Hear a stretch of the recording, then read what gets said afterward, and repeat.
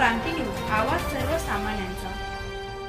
धक्कादायक घटना। चाचोरा शिवारात 300 तुरीच्या पेंड्यांचे ढीग अज्ञात इसमाने दिले पेटवून। 2 लाखांचे नुकसान, शेतकऱ्यांना झाले अश्रू अनावर।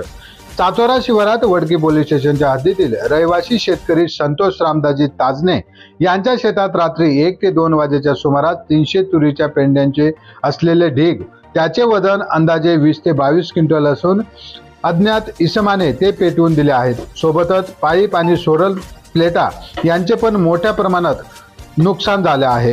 तूर आणि सोलर प्लेटा, पाईप आणि तूर पिकासह या मालमत्तेचे 2 लाखाचे नुकसान झाले आहे। शेतकऱ्याने काबाड कष्ट करून तूर पिकाचे उत्पन्न घेतले होते आणि आता हातातोंडाशी आलेला घास अज्ञात इसमांनी पेटवून दिल्याने बळीराजा चिंताग्रस्त झाला असून त्याला अश्रू अनावर झाले आहेत। या घटनेची माहिती शेतकऱ्यांनी वडकी पोलिसांना दिली असून याबाबत वडकी पोलीस अधिक तपास करीत आहेत। महाराष्ट्र क्रांती न्यूज साठी यवतमाळ जिल्हा प्रतिनिधी रजत चांदेकर। अशाच नवनवीन बातम्या पाहण्यासाठी आमच्या महाराष्ट्र क्रांती न्यूज या YouTube चॅनलला लाईक करा, सबस्क्राईब करा आणि बेल आयकॉनला प्रेस करा।